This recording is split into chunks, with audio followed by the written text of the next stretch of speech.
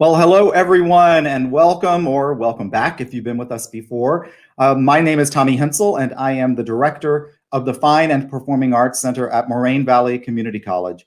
Moraine Valley is located in Palos Hills, Illinois, just outside of Chicago.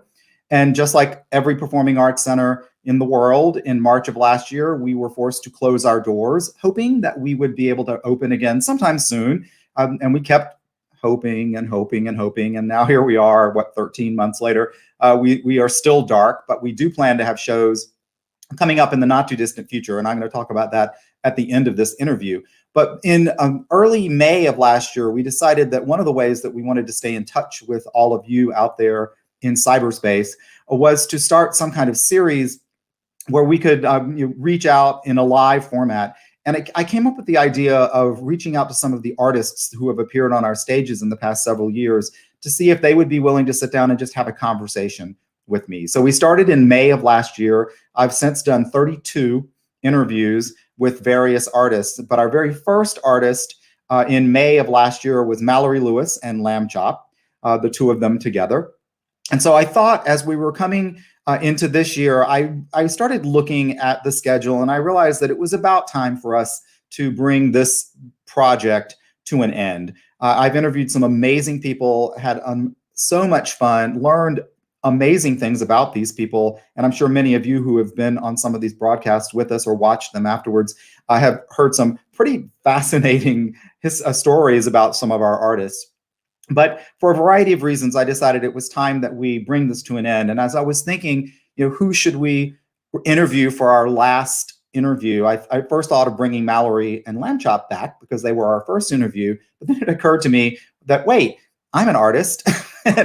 So maybe it would be fun for somebody to interview me. So I did decide to reach out to Mallory, and she has volunteered to join us tonight. So we're turning the microphone around, and instead of me interviewing an artist, we have an artist interviewing me. So please welcome to our broadcast studio the wonderful, fabulous, beautiful Mallory Lewis.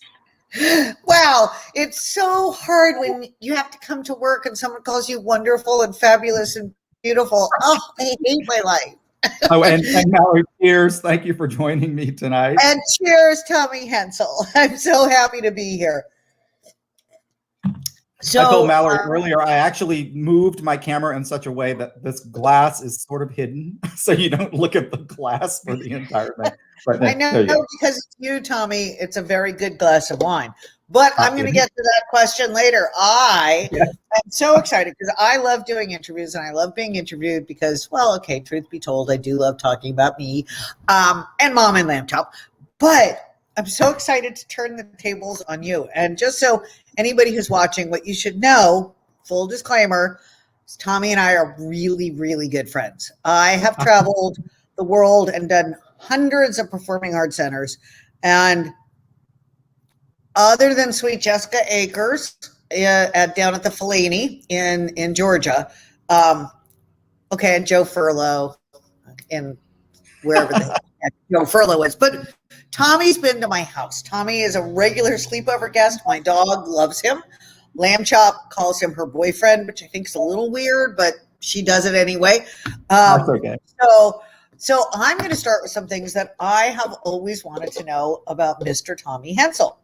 You may have gone over a glass of wine and I've forgotten, but Tommy, what is your middle name? My middle name is Arnold. And Tommy, Arnold Hensel. Yeah, Thomas. Thomas, yes. But you're not a Thomas, you're a Tommy. It's no, like I'm not. My mother only called me Thomas when she was really, really angry. Really mad. Like my girlfriend Kate might be a Catherine if she was in trouble, but she is not a Katie. Yeah. Yeah. So who are you named after? Who's the Thomas and who's the Arnold? What's interesting is by the time I came along, I was the last of 5 children. I think my parents were trying to get really creative, like who's left to name somebody afterwards. So it's really nobody immediate in the family. The Arnold was my great grandmother's maiden name. Her name was, her last name was Arnold. Thomas There were some Thomases in the family, but like 2 or 3 generations back. So they were I basically honestly, out of important names, and you got the leftovers. pretty much, yeah, because Okay. everybody else had the more immediate names in the family. Okay. So little Thomas Arnold Hensel goes to school, and I would assume that's where you first got interested in theater. If I'm wrong, tell me more about your first interest in theater. Okay, so interestingly, my interest in theater didn't happen until probably when I was more like 12 years old or so. It was music initially for me. And, it's funny because you know me well enough to know that I probably told you this before, is I feel like sometimes if I didn't look exactly like my father, I would swear that I was a changeling or adopted, because I am so utterly unlike anyone else in my family. And there really wasn't anybody interested in music. It was just not a thing in our household. But when I would say it was probably second grade. We were fairly regular churchgoers, not a super conservative way, but that's what you did on Sunday. Southern thing. It's a Southern thing. I was a Southern Episcopalian, so it wasn't too conservative. But anyway, I was always fascinated by the singing in church. So when I was in the second grade, I just out of the blue said to my parents, I want to learn how to play the piano. And they're like, who are you? But for my birthday that year, they bought me a piano. And when I was in the third grade, I started taking piano lessons. And I also joined the little youth church choir at that point. So I studied piano for 12 years almost, all the way from like second grade all the way up through my senior year in high school, and continued to sing in the church choir, from the third grade, pretty much all the way through, even past college. What's your favorite church choir song? I've sang so much stuff. I can't tell you really, because I've been in so many different church choirs over the years, because, I was in the choir at my church, but then when I went off to college, I was majoring in voice performance. And so I was hired by different people to come sing in choirs. So I sang wherever they paid me to sing. So I sang in synagogues, I sang in Catholic churches. So basically you had a sign that said, "We'll sing for money." We'll sing for money. Yeah. We'll sing anything for money. And so, when I will sing anything for you. Yep. If you pay me. But it was when I used to come home from college, my voice teacher, the woman I started studying voice really seriously with in high school, was the choir director at a Lutheran church. And I was one of her paid soloists for years and years. Every time I would come home for the holidays, I knew I had a gig, or for the summer or whatever. So, but yeah, so it was music for me. Theater happened later. Tommy and I did a cabaret show together that we conceived of on my deck one night after a few glasses of wine, maybe. It was more than a few glasses of wine. And Lamb Chop loved singing with Tommy, absolutely so much. So, okay, so you were a singer, and then you discovered theater. How and when? So this is an interesting story. As a child, I'm significantly younger than my siblings. So my youngest sister, who's the next one older than me, is 8 years older than I am, but my oldest sister is 17 years older than I am. So the four of them were more compact, like a family. And then there's this 8-year gap, and my mother was 40 years old. I'm sure she had no clue that she was going to have another child. But suddenly I came along as a big surprise. Yeah, thrilled. It depended on how she felt. She either called me her middle-aged miracle or her middle-aged mistake, which was kind of to say to a child. But there you go. But anyway, I was a very introverted and shy child, to the point that my parents were really concerned that there was something wrong with me, because I just had no interest at all in being friends with other children. Adults were different. I kind of liked adults and I wanted to hang around with adults. But in general, I was very shy. So I would go to school. Unfortunately, I was bullied mercilessly as a child. It was horrible, which makes it even worse. You don't want to deal with people when they're mean and cruel. So I would come home, I would study, and I would go to bed, and that was it. And I was an academic overachiever. I was a straight A student all the way from first grade on. But when I got to about the fifth or sixth grade, my mother was really getting worried that there was something significantly wrong with me. And one of her cousins, one of her first cousins, was a very talented actress who, quite honestly, could have had a career, a substantial professional career, but she chose, different path in her life. But she did community theater in our hometown. I grew up in Columbia, South Carolina. So there was a very well-respected community theater there. More than one, but there was one that was really better than the rest. And she was one of the star actresses. And so she told my mother, look, they have these acting classes for kids after school. Why don't you enroll Tommy in one of these? Maybe it'll bring him out of his shell, whatever. So, I went kicking and screaming. I'm like, I don't want to do this, but I did it anyway. And it was like the friggin' Pandora's box. As soon as I got that first taste of what it was like. Happy sound, as we call it in my family, the happy sound. Yeah. It was like crack, and also I discovered a tribe of other people who felt like they were, was that Rosie? Sorry, Rosie. Right. No, Rose. My Say hi to neighbor Rosie. just got a sweet pit bull year-old dog, most beautiful dog you've ever seen, the color of like an Akelteki horse, all gold. Rosie is 9 years old and an only dog. And every time that dog comes up to our property, because we're all in a compound, Rosie's like, get out of here. I don't like you. I don't want another dog here. And she just yells at him. Yeah, Rosie's an alpha dog. Apologies. Yeah. But so just Go ahead, going Tommy. back, yeah. So what we were saying, there you are, is, I discovered this tribe of people who were also people who felt outcast or who felt like they didn't belong in some part of their life, but we found each other in this theatrical world. And it was people from just all over the spectrum of the city that we lived in. So it wasn't just all one demographic. I went to an all-white private school. It was very exclusive and very, very not diverse.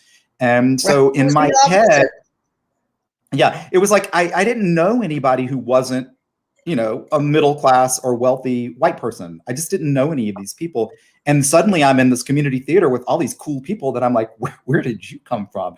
And so I made friends with amazing people. And, kind of an interesting side is one of the people that studied acting with me at the same time, because we're the same age, was Kristen Davis, who went on to fame in Sex and the City. As you know, Wow. she and I were in this acting class together, and we did our very first public scene together.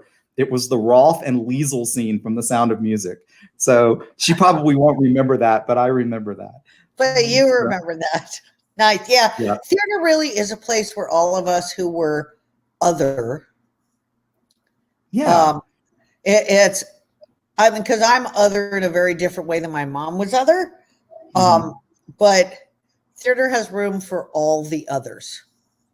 All of them. And that's where I felt at home. And it was so funny because my mother, by the time I got into junior high school, she realized that she had created this monster, but it was too late. It was too late. And from about the eighth grade all the way through my senior year in high school, I did one play back to back to back to literally, I think I did 17 or 18 plays in that time period. And it's a language, like, the playbills that you saved, the songs. When I'm in the shower, which maybe more than anyone wants to know, but when I'm in the shower, I say, Alexa, She's in I this. unplugged her. I unplugged And her. I say, hey, shuffle show tunes. And I sing along to them. And it's like, sorry, wait. No, volume 10, and I just so enjoy singing along to show tunes. I mean, like I just watched, I watched The Prom. Oh, I haven't seen it yet. Okay. Yeah. The music just friggin' makes you feel good. Is the movie cheesy? Yes. Is it formulaic? Yes. Do you pay your money, you get on at the beginning of the ride, you have a well-curated, if not, it's not Hamilton, but it's not trying to be Hamilton. No. Honestly, other than the King song in Hamilton, I can't sing any of the rest of them, but I can sing the songs. But I can sing the songs. So yeah, theater is just this, and there's a song in The Prom where the teacher, the high school principal, is talking about what theater means to him and how it's a place where when you've had a bad day and your life's just really not that great, you're underpaid, you're undervalued, theater's this magical place you can go. And theater, yeah, does it make any sense that everyone starts dancing in unison all at once? No. But does it matter? No. It just feels good. I'm going to New York in May, and I'm so sad because my husband's had very limited theater experience, and no theater is going to be open. So we're not going to be able to do that yet. But God, the feeling of, I remember sitting down, I was walking with a friend of mine, and it was like 5 minutes to 8, and we were in the Broadway Theater District, and Spring Awakening was in previews. So I went up to the ticket box, and I'm like, do you have any producer seats for Spring Awakening tonight? And they're like, yeah, we have 2. You sit down, and within the first minute and a half, you're hearing the music, and you're like, oh, I'm in good hands. It's going to be a great 2 hours. Yeah, well, I have to say, as much as I was sad that you had to cancel your trip, the last time I was in New York was January of 2020. And because you couldn't go, I ended up getting your tickets to see Hadestown with your cousin. And thank God I got, because it was right before the pandemic. By the way. Yeah, it was right before the pandemic. Give her a big kiss for me too. But yes, just to tell those who are watching, I emailed, I don't remember why, I do. My Uncle Lanny had just passed or was passing. Yeah. I emailed my cousin Jocelyn and Tommy, who I knew was going to be in New York. And I'm like, okay, gosh darn it. That's not what I said, but that's what I'm saying on camera. I was okay, gosh darn it. I can't be there. I have 2 tickets, non-refundable. And so the 2 of them all night sent me pictures of like, woohoo, we're in your fabulous theater seats. Woohoo, we're having cocktails. And I was like, oh. Okay, so you fell in love with theater. Yep. And then after college, what happened? Well, so I originally wanted to go to college for theater, which horrified my parents because I was the valedictorian of my high school class. So they assumed that I might be the one doctor that finally came out of the family. Oops, not going to happen. But I did. But I'm not a doctor, but I play one on TV. So I can pretend to be a doctor. But I was accepted to some really exclusive theater schools, including Northwestern. Which they went on me. But all of them were super expensive. I mean, to the point that my parents were like, yeah, not going to happen. So I pivoted at the last minute and said, okay, well, what about music? Because I love to sing, and singing was even more exciting for me than acting. And so kind of at the last minute, I did an audition tape. I couldn't go in person to the music program at Florida State University, which is an extremely well-respected music program. And darned if I didn't get accepted. So I went to Florida State as a music major, but I did a huge amount of theater at the same time. And in fact, if I had stayed another 2 semesters or 3, I might have been able to pull a theater degree out of it because I had almost all the electives. But at that point, I had 200 and something hours of theater. I double majored in music and communication, and my parents were like, just graduate from college.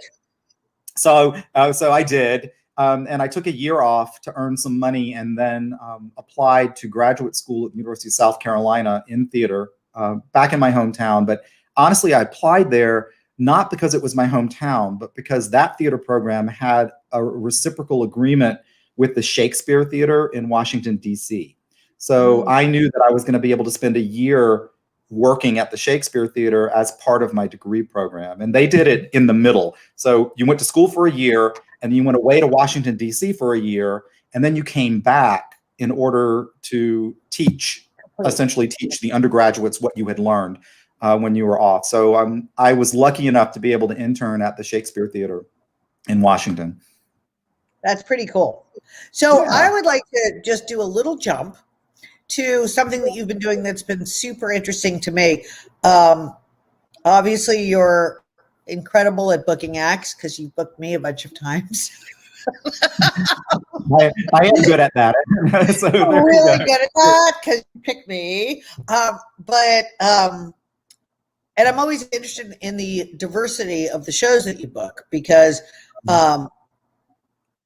you book everything from the easy to fill a house with to the, okay, not as easy to fill the house, but for those who are smart enough to book the ticket, this will be good for them to see. And you did a middle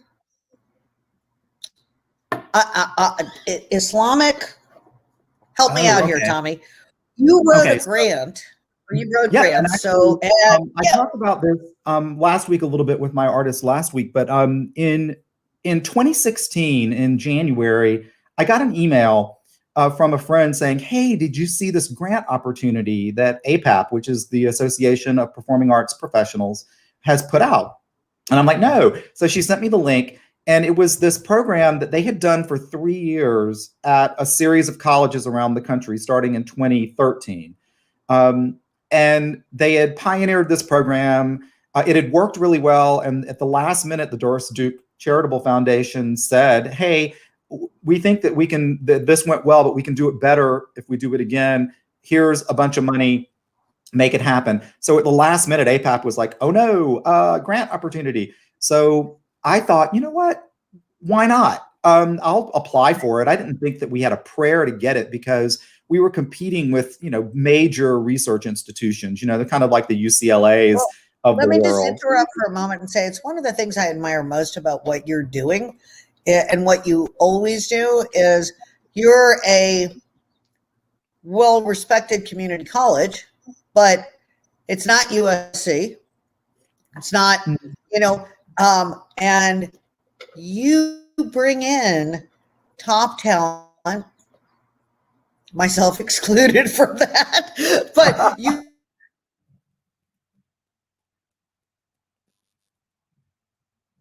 Oop, Mallory, I lost you there for a minute. Diversity of programming. Okay, my husband's not home, so if I have to reconnect to my Wi-Fi, we're done. There you go. No, you're back now. You're back. Okay, good. But you do such a diverse set of programming, and it's the community is so lucky to have you because you bring in not just what they already know they're going to enjoy, but things that they don't know that they. And by they, I mean me as well, but you bring in stuff that if anyone trusts you and goes, okay, well, I like what Tommy brings in, and they go see it, it's super unusual and yet super enjoyable. Yep, I do try to make sure. I think one of our goals as arts presenters is to not only give people what they know they want, but to give them what they didn't know they wanted until they saw it. Yes. But it's like between you and my friend Jessica Fellini and Joe up in someplace, Wisconsin, really cold. Milwaukee. Yes. Sorry, Joe. He's an Oshkosh. He's an Oshkosh. Oshkosh, Wisconsin. That's right. The Grand. Yeah. Boom. But they all, like the best presenters that I have experienced, all do a mix of, you want to book this, you think you might want to book this, and you've never the heck heard of this, but all three of you are a big part of the community. And so the community trusts your taste, which I think is being a presenter, being a presenter from my side of the beach ball is interesting. And there's tons of other presenters I've worked with who have been great, but it's really interesting to watch how a presenter has a real relationship with the community in terms of trust. Yeah. And it takes time for that, really. I mean, I've been there for 13 years and, it took at least 5 or 6 before I really started to feel that those people were trusting my judgment. And have you ever brought in an act where you just went, oh, this was a mistake?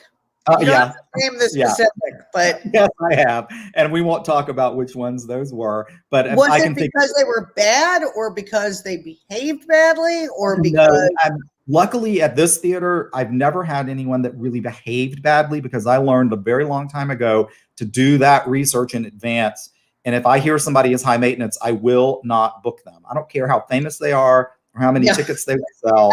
If we're going to be a pain and make everybody's life miserable in the theater, then I don't want them in my space. Yeah. It's just not going to happen. But no, I mean, in one case, it was an artist who just was great in a small venue when I saw them, and great materials. And then on the bigger stage, just couldn't connect with the audience.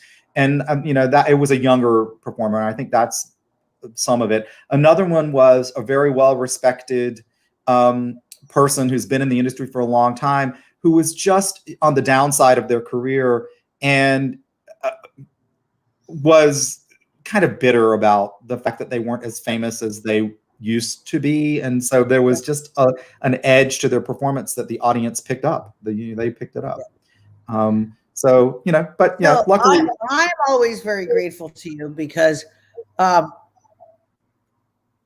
you've been really generous in bringing me there multiple times. And I think we can both agree my show's friggin' amazing.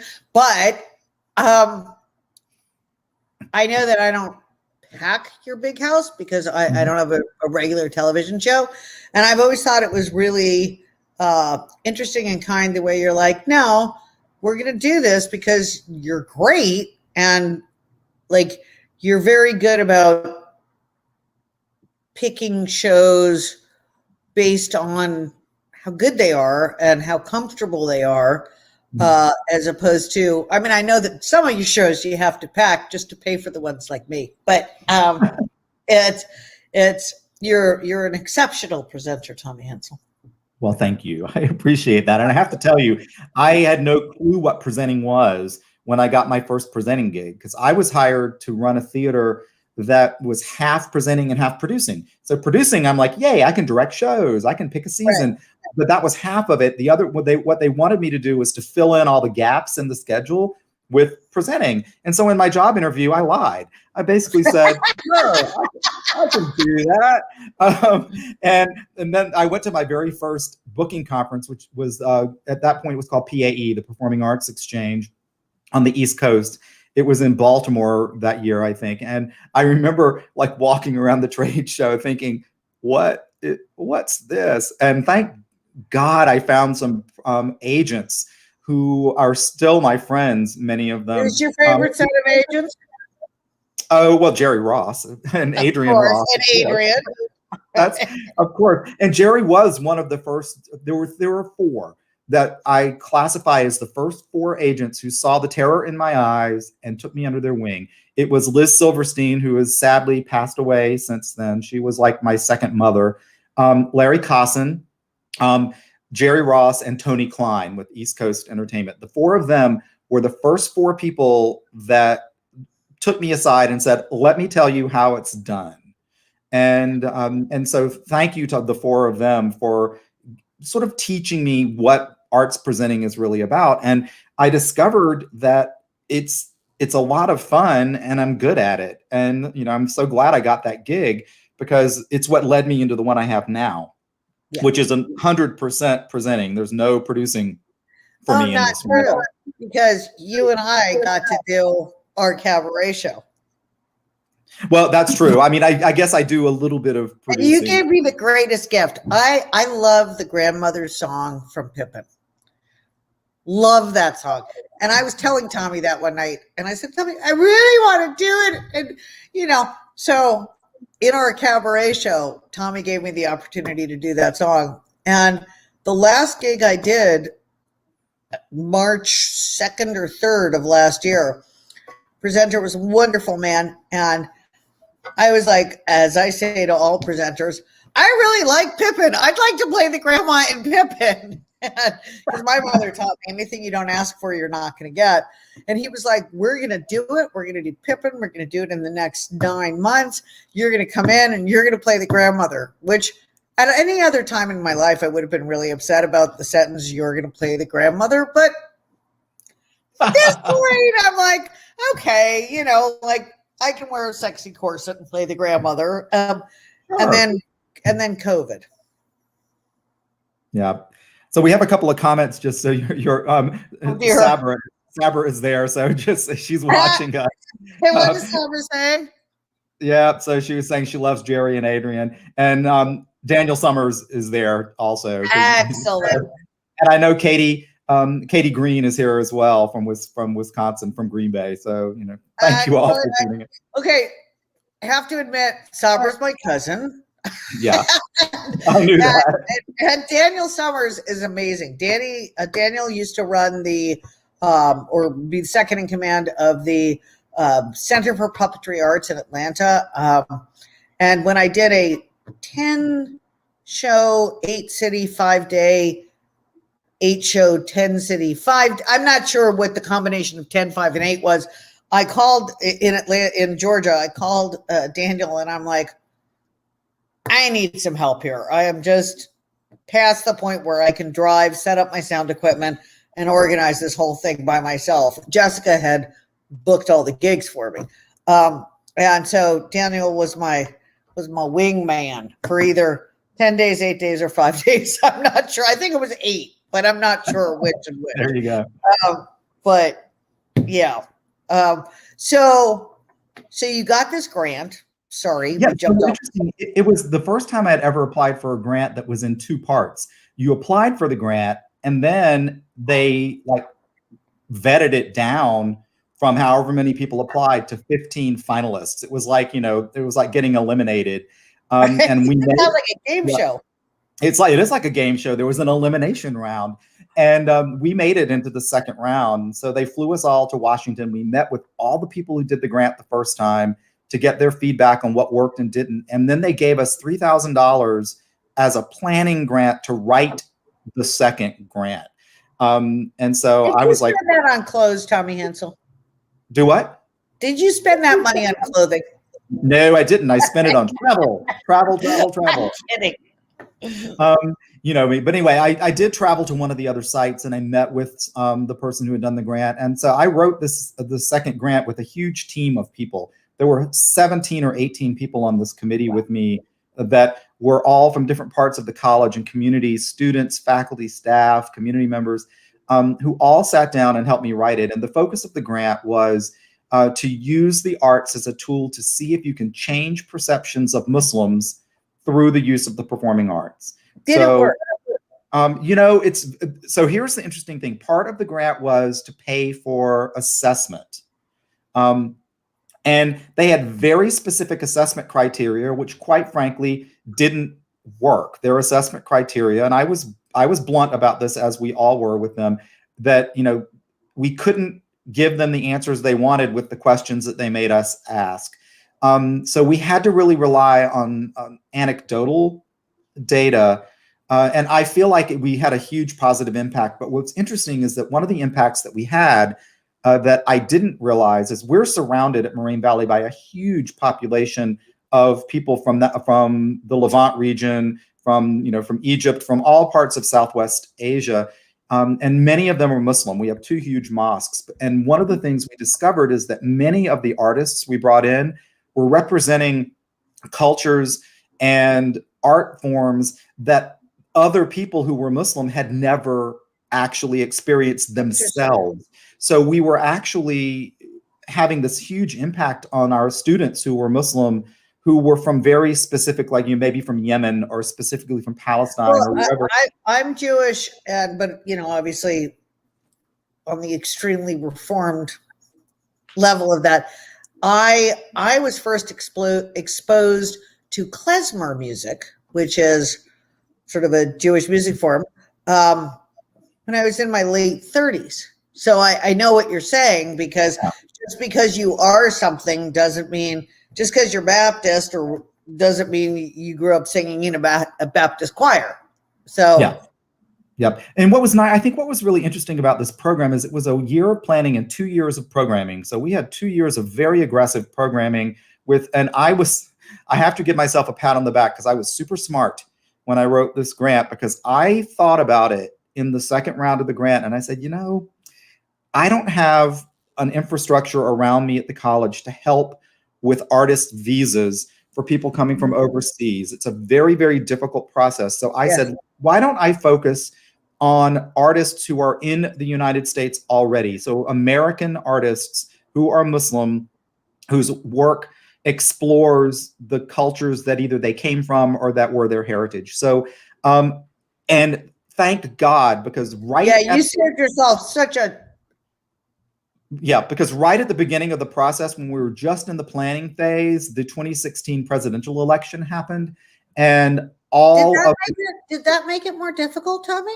It made it 300 or 400 or 500 times more difficult, because the inability of artists to get visas became a thing.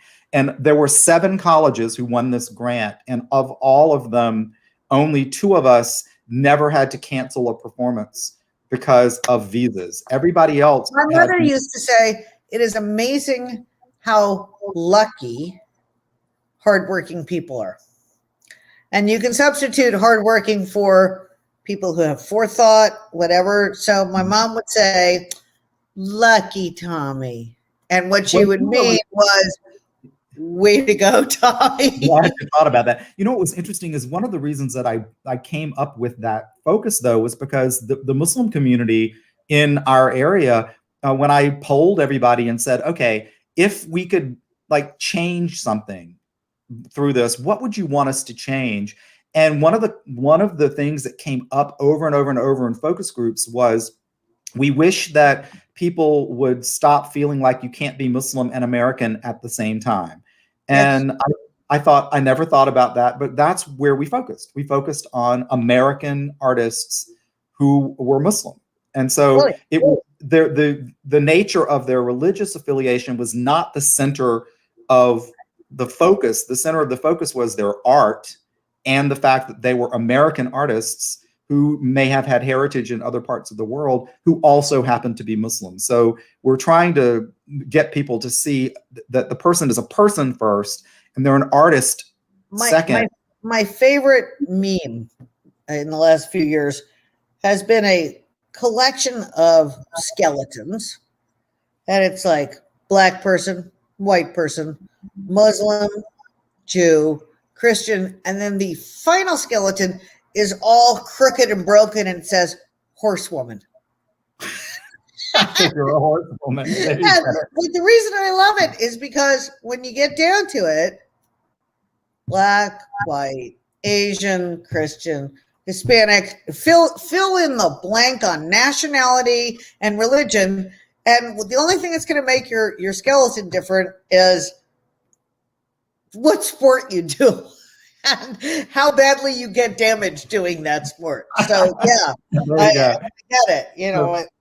So it was. I feel like it was a very successful program, and I feel like there were some accolades given to you based on that. Well, clearly, I don't know what accolades I got. I did get an award from one of the campus organizations right afterwards. That would be the one. The Arab Student Union. And then this year, the college, every year the college awards like employees with certain awards. And this year I won the Embracing Diversity Award for our campus.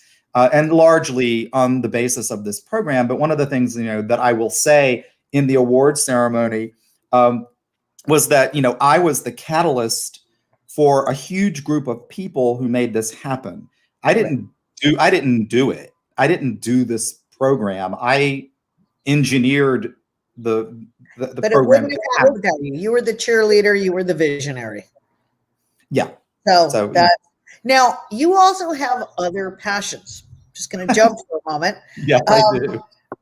And by the way, I love my my new frying pan. Awesome. And Brian, my husband, loves this new frying pan that I got because I can clean it. So talk for a moment about your cooking. So for years I've been fascinated by cooking, and but I live alone, so I do cook for myself. But during the pandemic, of course, I was forced to cook more and got more into exploring things. And after decades of buying Pampered Chef products, I finally had a party not too long ago and realized that I have a kitchen full of this stuff. So I decided, what the heck, I'll just become a Pampered Chef consultant. So that's my new side gig right now, is that I'm a PC consultant. And the Pampered Chef stuff is unbelievable. I also love watching your, YouTube stuff, Table for One. Oh yeah, and actually put this up in case we talked about it. Here's my YouTube channel, and thank you to everybody who subscribed, because I passed enough subscribers that I could private label my channel. So it's youtube.com/Tommy Hensel. Yeah, I couldn't remember my password. I had to do the thing where you go, I forgot my password, and then they send it to you and you have a code. But for you, Tommy Hensel, I jumped through all those hoops so that I could subscribe to your channel. But yeah,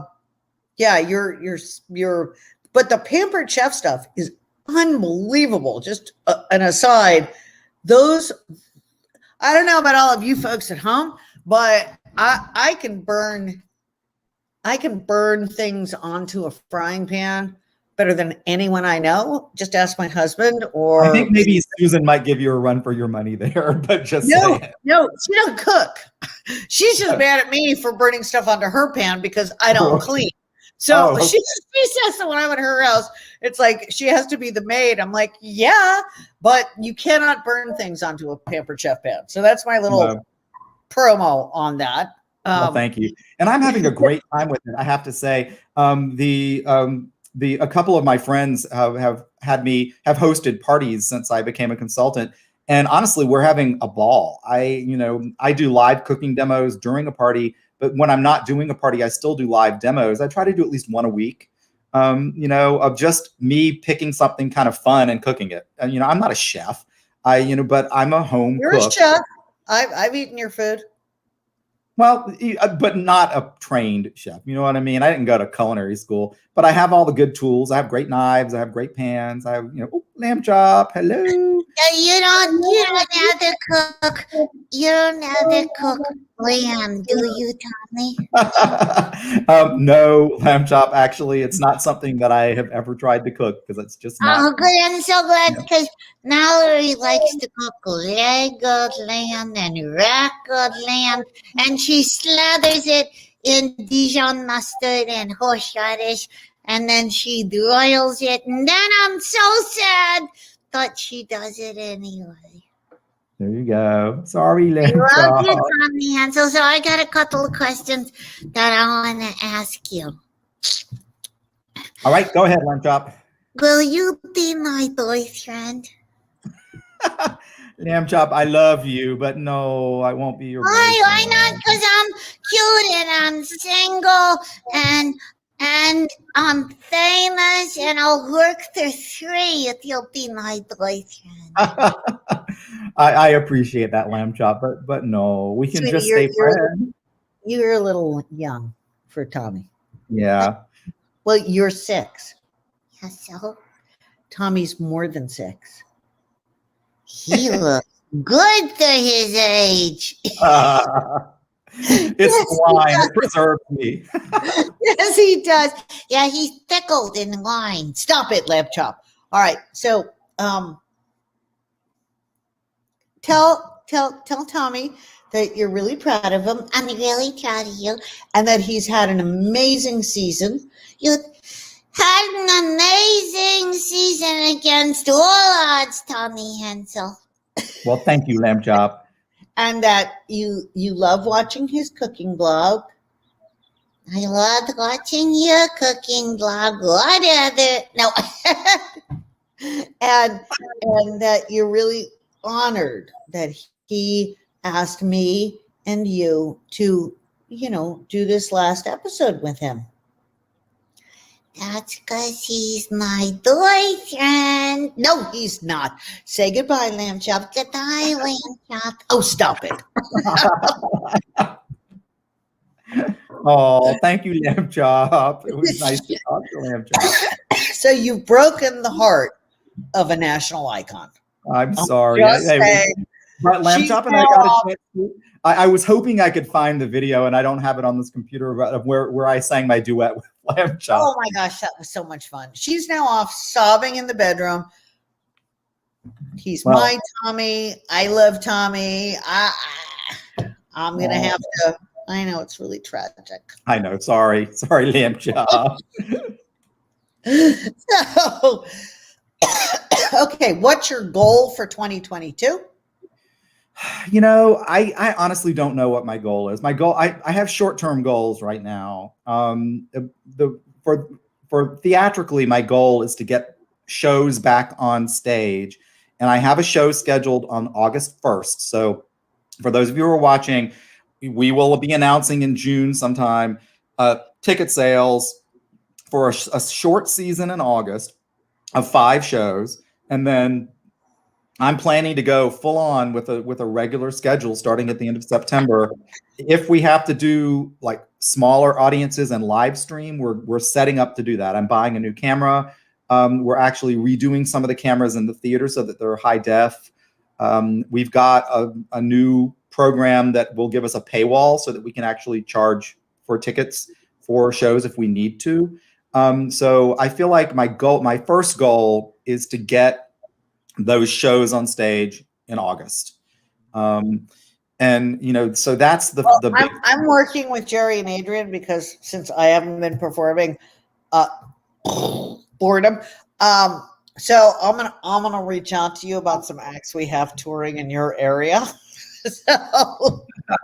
Well, thank you. But in full disclosure, I had so many shows that canceled and rescheduled that my schedule is slam packed full through June of 2020. It's so nice. So many of the performing arts centers that I've been working with have been like, I paid or I didn't request money back from the artist. I deposit that kind of loyalty is so appreciated. Because I had at least 6 or 7 shows that I had already paid deposits on. And I said, keep your deposit and we'll reschedule. And I had one show that I just sent a contract up for that we've rescheduled 4 times. 4 times. Just shoot me, but it's scheduled now. So I guess I scheduled my lens replacement surgery 4 times because every time I was going to have it, COVID surged. Yeah.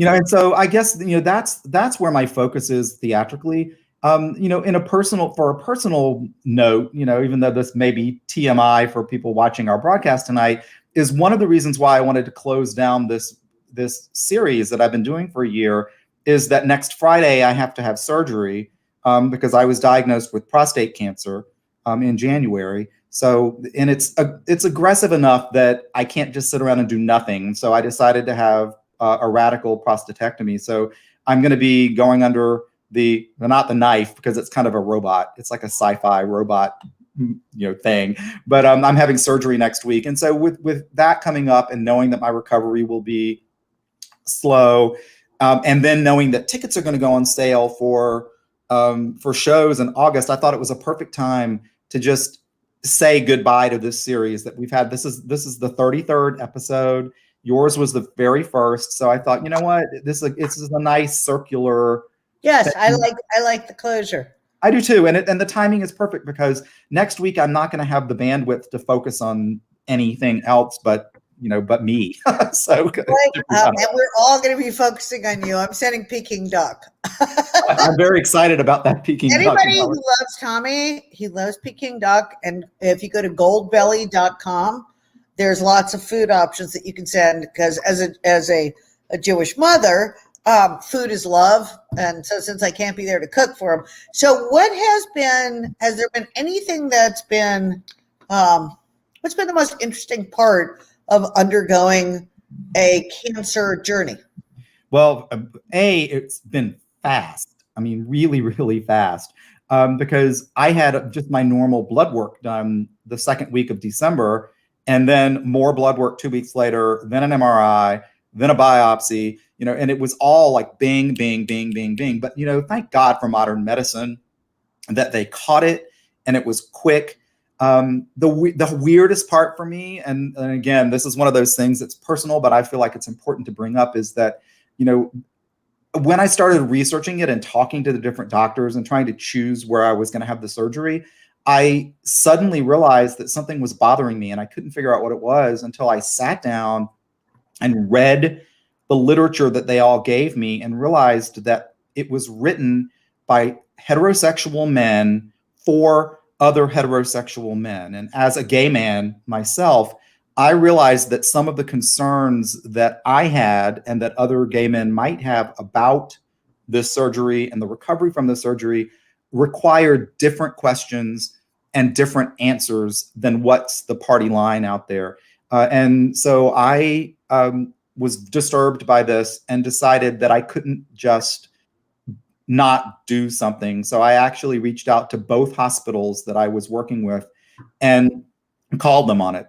I basically said, I have a problem. Here's what my problem is. And to their credit, both hospital groups reached out to me and had me talk to people in positions of authority in their hospitals to voice my concerns. So I feel like, it's not going to help me for next week's surgery, but I feel like the conversation has been elevated at these two hospitals that are two major research hospital institutions in Chicago.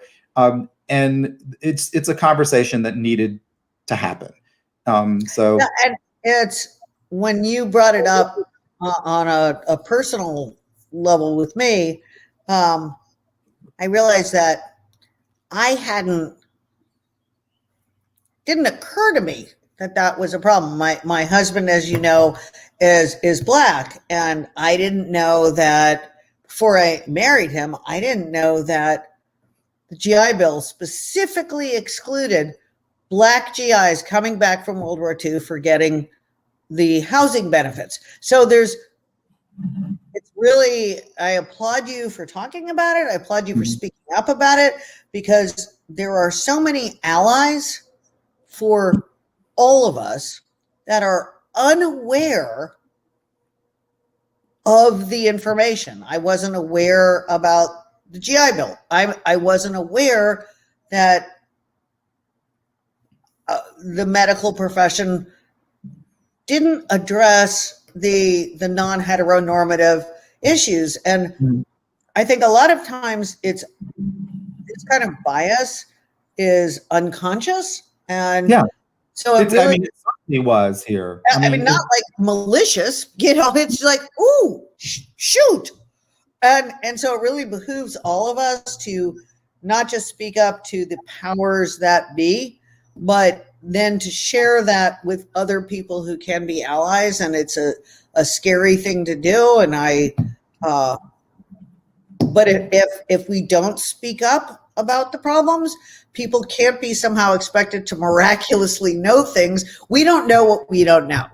Exactly. And what I found out from both hospitals really interesting is that some of the issues that I was responding to didn't come from them. It came from national accrediting organizations like the National Urological Association has an established protocol of questions that you ask at the beginning of an appointment. And those were some of the questions that were disturbing me. And I'm like, oh, this is a national. So have they hooked you up with the National Urological Association? I mean, because pushing this further is the next step. No, one of the hospitals has put me in touch with some people in their HR department who are the people who review literature and decide, edit things essentially. Right.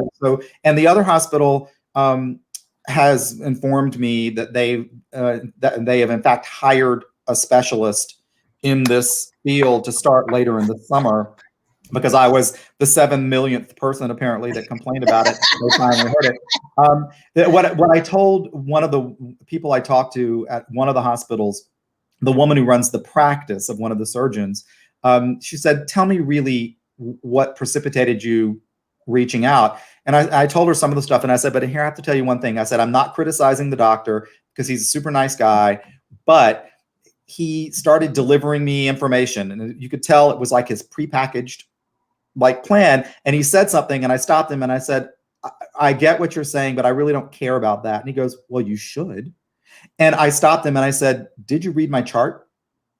And he said, "What do you mean?" I said, "I have self-disclosed in my chart that I am a gay man. And the questions you are asking me are absolutely questions for a heterosexual man." I said, "Did you read my chart?" He goes, "Yeah, I read your chart." I'm like, "Okay." How old was he?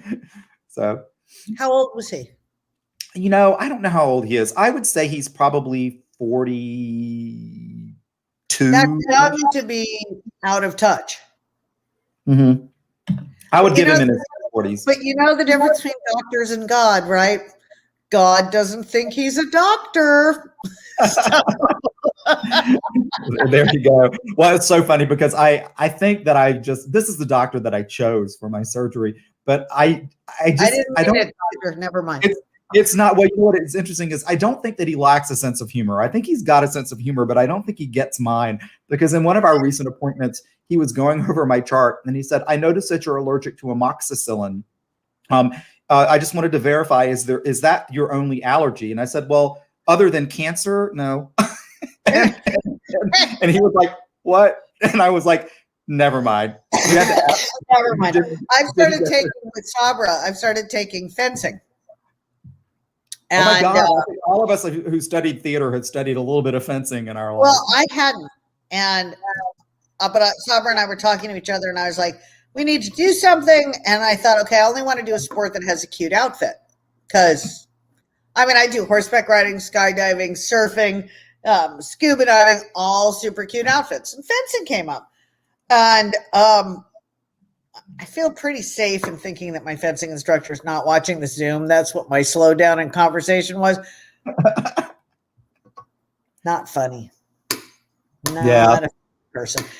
And you know me well enough, Tommy, to know that only pushes me to get more and more outrageous. Me too. Me too. Yes, I know. That's why I love you, my brother. So I have to say, I want to give you credit, because you're the person that convinced me a couple of years ago that I needed to try surfing. So I went to Costa Rica on your recommendation and for a week to a surfing retreat, and I managed to surf. Yeah. So there. It is amazing. And you're not a bad horseback rider. I've taken you horseback riding. No, and one of the things that's on our bucket list for when I am able to do it is that you've promised me that you will take me skydiving. Oh yeah. I want to learn how to skydive. When you come out, you'll be fine. When you come out in June or end of May, whichever we had decided upon. No, it couldn't be end of May. So it was end of June. When you come out at end of June, we're going skydiving. And Kate will be on the skydive too. And we're going to have a really good time. I promise. Because I feel like life's too short for me to keep saying, "That's scary. I don't want to do that." I'm like, yeah, man.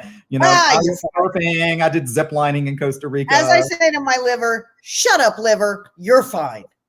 And there are things that I won't do. I'm not going to bungee jump. I'm just not going to do that. I wouldn't bungee jump. That just sounds like the worst. Because like when you're skydiving, you're pushing against the air, so there's no feeling. But bungee jumping just sounds. My son was in Thailand, I guess, and he comes home and he's like, "Yeah, Mom, I went bungee jumping." Some guy pulled up in a car and had bungee jumping stuff in his trunk, and I'm like, "Oh my God!" That's not like it's a certified bungee jump. It was some guy with stuff in his trunk, and I'm like, "But I only made one child. This is a terrible I idea." thought Jamie was a little bit smarter than that, but that's okay. I know. I was very disappointed, but every once in a while, his youth does show up. Well, I think all of us have those moments from our past. Thank God that there was no social media when I was, and my friend Missy is on here tonight. She and I went to college together. Thank God there was no social media in the 80s, because I would never have had a job. No. What's fun? My son doesn't really have much of a social media presence. He never has. And he's at Georgetown School of Foreign Service and getting his master's. And he was applying for some internship, and they're like, "Well, we're going to have to check your social media." And sorry, my husband just texted me. We have to, and Jamie's like, "I don't really have a social media presence," but they said, "Okay, well, we're going to do a background check." And Jamie's telling me this, and I'm like, "And this is where you start to disown me, son. It's okay. Just tell them we don't talk anymore." Hang on, I have to respond to my husband. Hold on. Well, tell Brian I said hello. Still on the Zoom, but we'll contact you as soon as I'm off. But now you're on the Zoom too. Thanks, Brian. I will. Tommy. So we're close to the end of our time, Mallory. Was there anything else you wanted to ask me?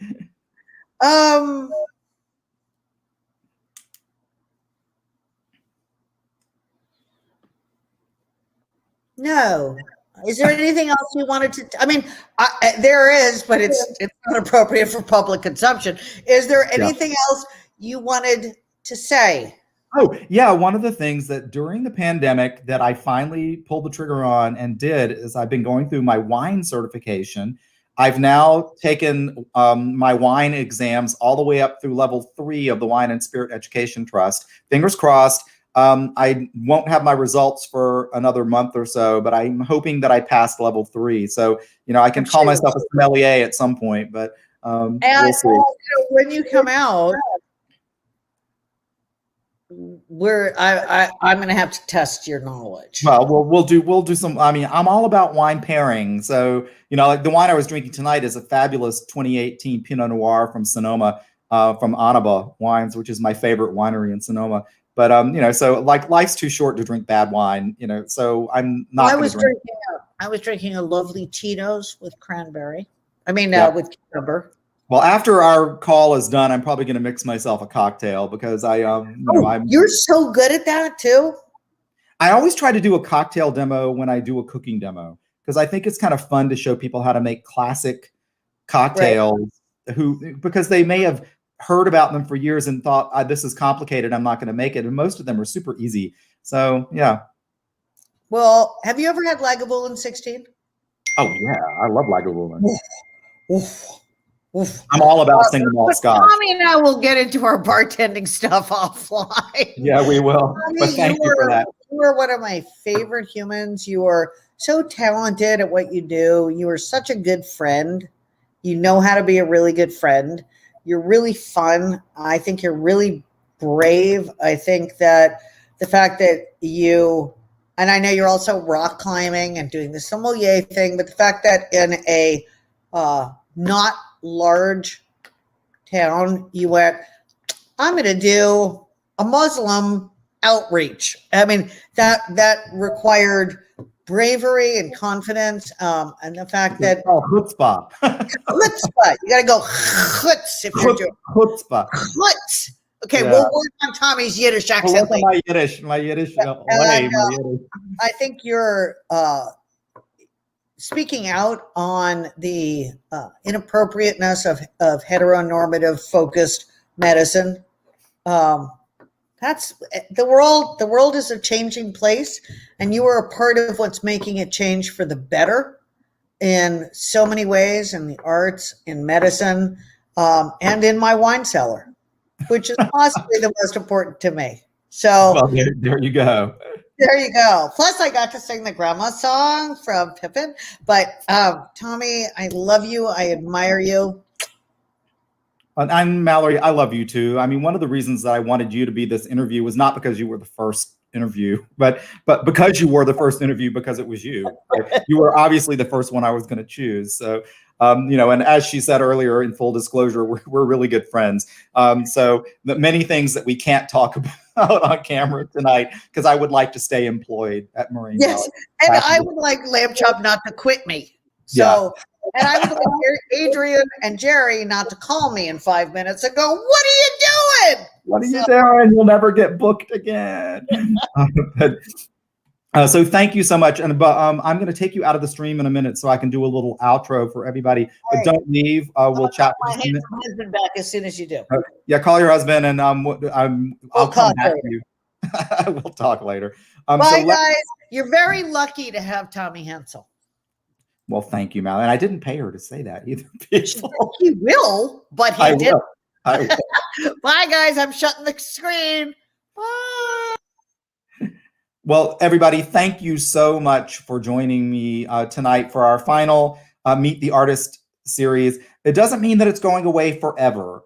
We have a thought about reconcepting this in the fall. Here's my thought, just to think about it, and maybe send me a message if what you think about this is, once we start doing shows again, I would love to try in advance of each show to do a quick interview with the artist who's coming up later that week. So maybe on a Monday or Tuesday, interviewing the artists that you're going to see on Saturday of that week. So I'm working on that concept right now to see how it will go. But in the meantime, we are closing this series down, but don't go away entirely. Stay tuned to our website, because in June, we're going to announce the season that we're opening in August. We're doing a 2-week, very short season that's primarily cabaret artists from the Chicago area.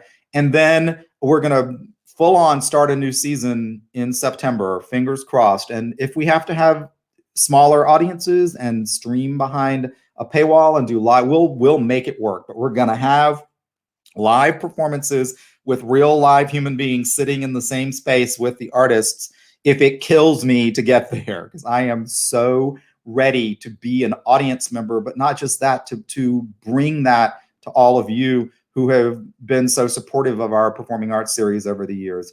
So I want to say thank you again to everybody. A special shout out to Mallory Lewis and Lamb Chop for being so awesome, for taking time to come tonight. And for all of you who are watching the broadcast tonight, thank you so much for everything. And I am going to, I have to do a little technical clicky thing here. All right, I'm going to sign off.